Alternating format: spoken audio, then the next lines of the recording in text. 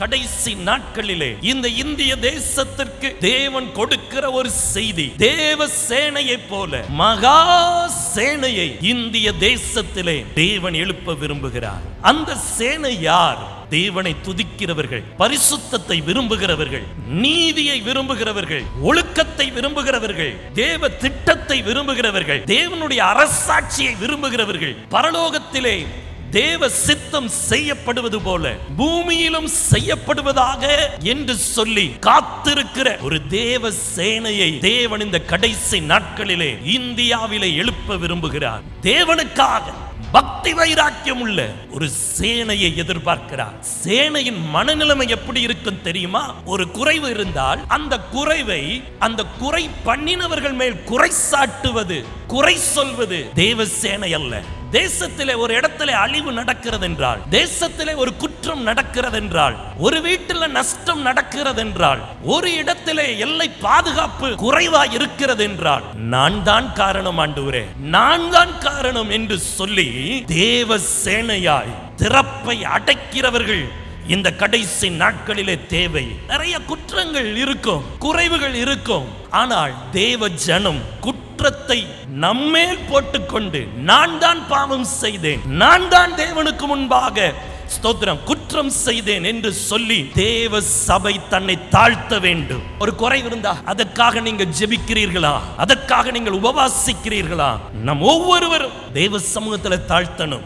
நீங்கள் அதை தாழ்த்தவில்லை என்றால் அந்த குறைவு உங்களுடைய வம்சத்துக்குள்ளே, உங்களுடைய சந்ததிகளுக்குள்ளே பாய்ந்து போகிறதா இருக்கிறது. தேவனுக்காக பக்தி வைராக்கியம் உள்ள, தேவனுக்காக துதி செலுத்துகிற, தேவனுக்காக ஒன்றுபடுகிற ஒரு சேனையை தேவன் எதிர்பார்க்கிறார். நான் பார்க்கிறேன், யாரோ ஆராதிப்பாங்க, நாங்க சும்மா வேடிக்கை பார்ப்போம்னு சொல்ற அவர்கள் தேவ சேனை அல்ல. இணைந்து தேவனை ஆராதித்து ஆளுக்கு ஒரு விறகை போடணும், ஆளுக்கு ஒரு பலியை கொண்டு வரணும். நம்ம அவங்க பலியில பெற்றுக்கொண்டு போகிறவர்களாய் அல்ல, இறந்து வாழ்கிறவர்களாய் அல்ல.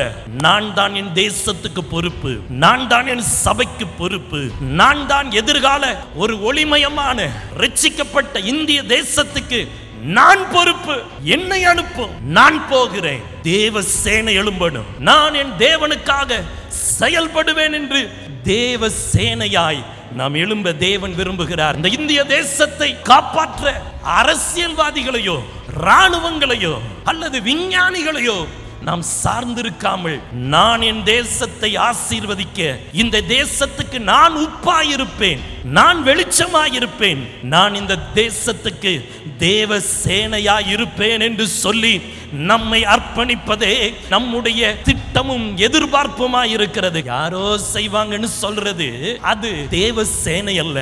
என் மூலமா என் தேவன் என் சபையை கட்டுவார் என்று சொல்வது தேவ சேனை. தேவ சேனை எது? அது தேவனை மகிழ்விக்கிறது தான் தேவ சேனை. தன்னைத்தானே மகிழ்விக்கிறது தேவ சேனை அல்ல. தன்னைத்தானே போஷித்துக் கொள்வது தேவ சேனை அல்ல. பிறனை போஷிக்கிறது, பிறரை ஆசீர்வதிக்கிறது, பிறருக்கு தூணாய் நிற்பது தேவ சேனை. பாதாளத்தின் வாசல்கள் தேவ சபைக்கு விரோதமாய் போரிட்டுக் கொண்டே இருக்கும். தேவ சபைக்கு விரோதமா தான் போரிடும், எல்லா இடத்திலும் போரிடாது. கூட்டத்தை கண்டு போரிடுவதில்லை, மேற்கொள்ள வரும்.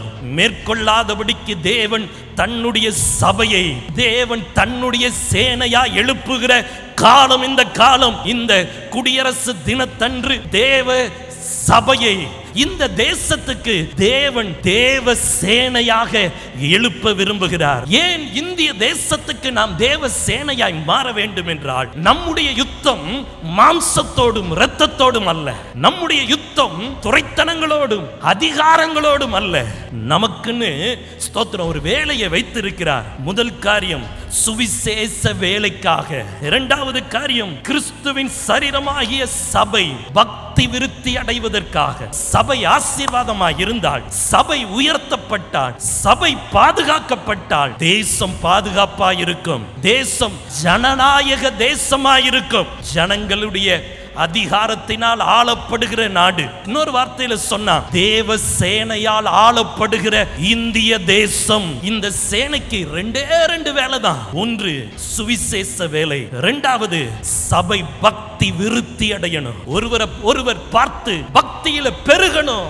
ஒருவர் தேவனை துதிக்கிறத பார்த்து இன்னொருவர் அதிகமா தேவனை துதிக்கணும். ஒருவர் தேவனுக்காக கொடுக்கிறத பார்த்து அடுத்தவர்கள் அதிகமா தேவனுக்கு கொடுக்கணும். தேவனை மகிமைப்படுத்துகிறதை கண்டு ஸ்தோத்திரம் பக்தி விருத்தி அடையவே தேவன் சபைக்குள் நம் ஒவ்வொருவரையும் தேவ சேனையா எழுப்பி இருக்கிறார். உன்னை யுத்தம் பண்ண தேவன் அழைக்கவில்லை. ஏற்கனவே யுத்தம் பண்ணி இயேசு சிலுவையில ஜெயித்து விட்டார். நம்ம செய்ய வேண்டியது நற்செய்தியை அறிவிக்க வேண்டும். தேவனை விட்டு தூரம் போனவர்களுக்கு நற்செய்தியை அறிவிக்க வேண்டும். சபை பக்தி விருத்தி அடைய வேண்டும். சுவிசேஷ ஊழியத்தும் என்று சொன்னால் இயேசுவை அறியாதவர்களுக்கு உங்கள் மூலமாய் நற்செய்தி, தேவ சபையிலே உங்கள் மூலமாய் பக்தி விருத்தி. அல்லேலூயா. இது ரெண்டும் தான் தேவன் நமக்கு கொடுத்திருக்கிற ஆயுதம்.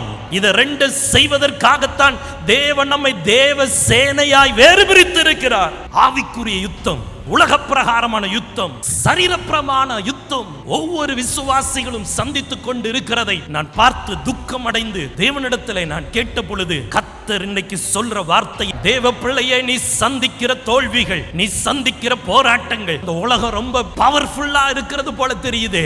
பிசாசு ரொம்ப கொடிய தேவ ஜனத்துக்கு முன்பாக தாக்குகிறானே என்று சொல்லி நீங்கள் பயப்பட வேண்டாம். கர்த்தர் சொல்லுகிறார், அவர்களோடு இருக்கிறவர்களை பார்க்கிலும் நம்மோடு இருக்கிறவர்கள் அதிகம். அல்லேலூயா. தேவ ஜனமே, உனக்காக தேவன் எழுப்பி இருக்கிற ஜனம் பெரியது. உனக்காக தேவன் ஏற்படுத்தி இருக்கிற சேனை பெரியது. நிறைய பேருடைய வீட்டுல வியாதி, நிறைய பேருடைய வீட்டுல பிள்ளைகள் கீழ்ப்படுகிறது இல்ல. பிள்ளைகள் வீடியோ கேம் அடிமையாகி இருக்கிறாங்க, குடிக்கு அடிமையா இருக்கிறாங்க, வெளியே சொல்ல முடியாத பாவத்துக்கு அடிமையா இருக்கிறாங்க. இப்படி பலவிதமான பாவத்துக்கு அடிமையா இருக்கும் பொழுது பெற்றோர் பொறுப்புள்ளவர்கள் என்ன செய்ய, எப்படி என் பிள்ளையை காப்பாற்ற, எப்படி என் குடும்பத்தை அடுத்த கட்டத்துக்கு நான் கொண்டு போக என்று பயந்து கொண்டிருக்கிற இந்த காலத்திலே என் பிள்ளை வாழ்க்கை அவ்வளவுதானா, என் குடும்பத்தின் நிலைமை அவ்வளவுதானா, என் வாழ்க்கை இவ்வளவுதானா, என் பலவீனம் என்னை கொன்று விடுமோ, என் தோல்வி எனக்கு அவமானத்தை கொண்டு வந்து விடுமோ என்று சொல்லி ஆவிக்குரிய யுத்தத்திலே போராடிக்கொண்டு தயங்கிக் கொண்டிருக்கிற சகோதரனை சகோதரியே, இன்றைக்கு கர்த்தர் சொல்லுகிறார், அவர்களோடு இருக்கிறவர்களை பார்க்கிலும் நம்மோடு இருக்கிறவர்கள் அதிகம். அல்லேலூயா. உங்களுக்கு விரோதமாய் சத்துரு எத்தனை ஆயுதங்களை கொண்டு வந்தாலும் முடிவில் நீங்க தான் ஜெயிப்பீங்க. ஏனென்றால் நானும் நீங்களும் தேவ சேனை. தேவ சேனைக்கு ஒரு நாளும் தோல்வி இல்லை.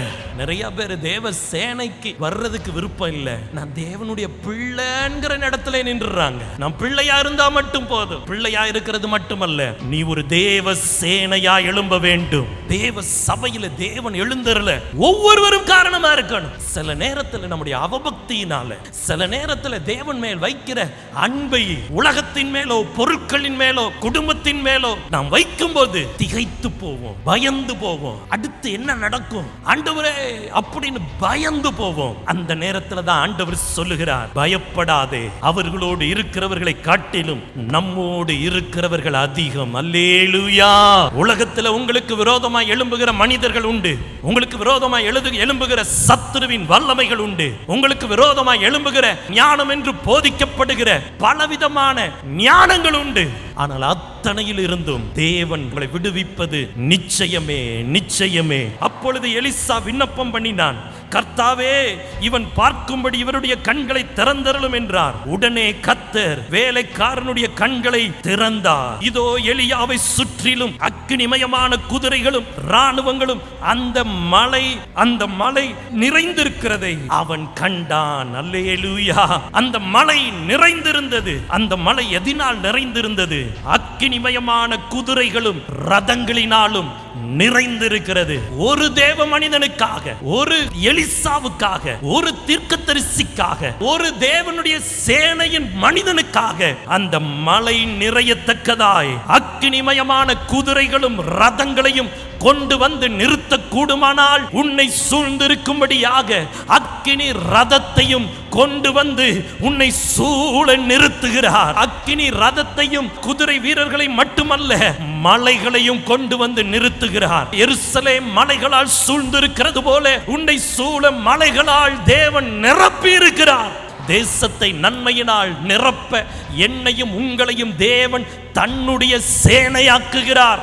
சேனையில ஒரு ஆளை பாதுகாக்க அக்கினிமயமான குதிரைகளும் ரதங்களும் அந்த மலை நிறைந்திருக்கும்.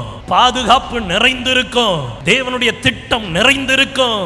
தேவனுடைய விசுவாச நம்பிக்கை நிறைந்திருக்கும். இந்த இந்திய தேசத்திலே நீ எழுந்து நிமிர்ந்து நிற்பாய். உனக்கென்று தேவன் அசாதாரணமான காரியத்தை வைத்திருக்கிறார். இது ஒரு தனி மனிதனுடைய வேலை அல்ல, இது தேவ சேனையின் வேலை. உன் வாசல் படியில பிசாசு உனக்காக காத்திருக்கிறான்.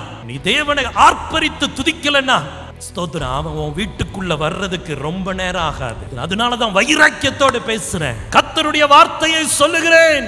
சத்துரு இந்திய தேசத்துக்கு விரோதமா வாசப்படியில நிக்கிறான். தேவ சேனை எழும்பவில்லை என்றால் சத்துரு இந்திய தேசத்துக்குள்ள நுழைஞ்சு தீவிரவாத செயல்கள் ஏராளம் செய்துவிட்டு போய்விடுவான். எச்சரிக்கை. இன்னைக்கு சபைக்கு சொல்றதுதான் தேசத்துக்கு, நான் தேசத்துக்கு சொல்றதுதான் சபைக்கு. வைக்கோல் கட்டுக்குள்ளே தீவெட்டியை வைத்தால் வைக்கோல் கட்டு சாம்பலாய் போய்விடும். இன்றைக்கு தேவன் என்னையும் உங்களையும் வைக்கோல் கட்டுக்குள் வைக்கப்பட்ட தீவெட்டியாய் தேவன் எழுப்ப இந்த கடைசி நாட்கள்ல தேவன் தெரிந்தெடுத்திருக்கிறார். இந்த தேசம் தேவனுடைய கோபத்துக்கு இரையாகி இருக்கிறது. தீமையினால் தேசம் நிரம்பி இருக்கிறது. வெறித்தவனை போல தேசம் தள்ளாடிக்கொண்டு இருக்கிறது. பாழாக்கப்பட்ட தேசமாய் தேசம் மாறிக்கொண்டிருக்கிறது. கேடு நிறைந்த தேசமாய், எங்கும் கேடு. வீட்டை விட்டு வெளியே போனா கேடு. கூக்குரல் நிறைந்த தேசமாய் தேசம் மாறிக்கொண்டிருக்கிறது. ஒவ்வொரு தேசத்தையும் ஆளுகிற தேசாதிபதியை போல சத்துரு தேசத்தை தேவனை கோபப்படுத்த பயன்படுத்துகிறது. தேவனை சந்தோஷப்படுத்த வேண்டிய ஜனங்கள் தேவனை கோபப்படுத்தி தேவனுடைய கோபத்துக்கு இரையாகிறார்கள். தேசம் பலவிதமான வெறித்தனத்தினால வெறித்தவனை போல தள்ளாடுகிற தேசம். இன்னைக்கு வாலிபர்கள் வெறித்தவர்களைப் போல தள்ளாடி கொண்டிருக்கிறார்கள். வாலிபர்களுக்கு பலன் இல்லை, பராக்கிரமம் இல்லை. இனி வரப்போகிற இந்திய தேசத்தை காப்பாற்ற வேண்டிய வாலிபர்கள் தள்ளாடி கொண்டிருக்கிறார்கள். கேடு நிறைந்த தேசமாய் தேசம் பெருகி கொண்டது. இரத்த பலியினால் நிறைந்த தேசம். பூர்வ காலத்து இரத்த பலி, பிள்ளைகளை பலியிட்டு தேவனை கோபப்படுத்தின தேசம். முறைகேடான தேசம். முறையே இருக்காது. ஆளுக்கு ஒரு திட்டம், ஆளுக்கு ஒரு கோணம், ஆளுக்கு ஒரு எண்ணம். முறையில்லாத தேசம். அந்தகாரம் நிறைந்த தேசம். விக்கிரக ஆராதனை தேசத்தை அந்தகாரமாக்கிவிடும். செயல்பட முடியாதவர்களாய் மாற்றிவிடும். தடவி திரிகிறவர்களாய் மாற்றிவிடும். என் கைகளை போருக்கும் என் விரல்களை யுத்தத்துக்கும் படிப்பிக்கிற கண்மலையாகிய கிறிஸ்து உங்க கையும் உங்களுடைய விரல்களும் தேவனுடைய கிருபையினால் பழக்கப்படணும். அப்படி பழக்கப்படணும்னா அந்தகாரம் தேசத்தை விட்டு மாறணும். அந்தகாரத்தின் நிமித்தம் இன்னைக்கு குடும்பங்கள்ல பரிசுத்தம் இல்லை. பாவத்தை பார்த்து பாவத்தை பெருசாவே நினைக்காத, ரத்தம் சிந்துதலை பெருசாவே நினைக்காத, ஒருவன் கஷ்டப்படுறத பெருசா நினைக்காத, வேடிக்கையை பார்க்கிற உலகம் ஏன் இப்படி ஆச்சு? அந்தகாரத்தினாலே தேசம் அந்தகாரப்பட்டு இருக்கிறது.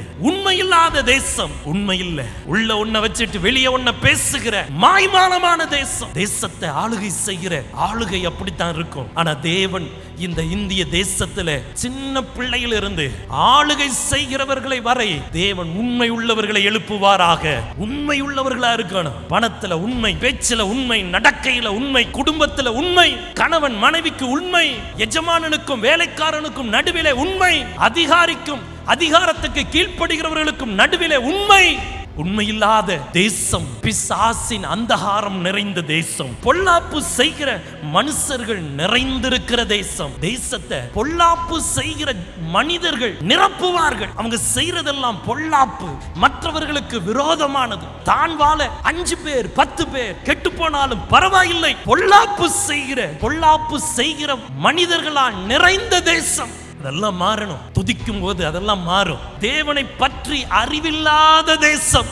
தேவனை பற்றி எவ்வளவு நீங்கள் அறிந்திருக்கிறீர்கள்? அவருடைய செயல்களை பற்றி நீங்கள் எவ்வளவு அறிந்திருக்கிறீர்கள்? அவருடைய குணத்தை எவ்வளவு அறிந்திருக்கிறீர்கள்? அவர் உங்களை குறித்து இன்னைக்கு என்ன நினைக்கிறார் என்று எவ்வளவு பேர் அறிந்திருக்கிறீர்கள்? நாளைக்கு உங்களை குறித்த தேவனுடைய திட்டம் என்னன்னு எத்தனை பேர் அறிந்திருக்கிறீர்கள்? தேவனை அறிந்திருக்கிறீர்களா?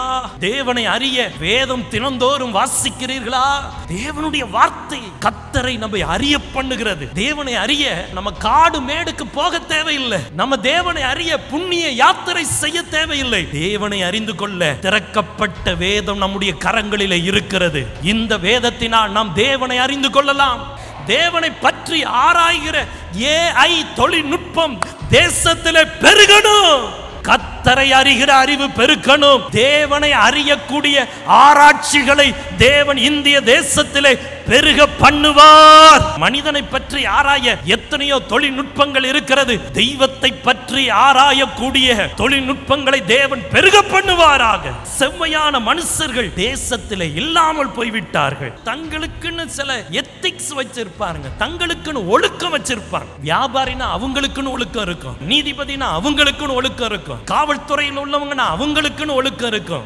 செவ்வையான வழி நிறைய பேர் விட்டு விட்டார்கள். பணம் மட்டுமே மனிதர்களுடைய கண்களை மறைத்து விடுகிறது. தேவன் செவ்வையானவர்களை எழுப்புவாராக. செவ்வையானவர்களை எழுப்ப முடிந்த ஒரே இயக்கம், ஒரே கூட்டம் தேவ சேனை மட்டுமே.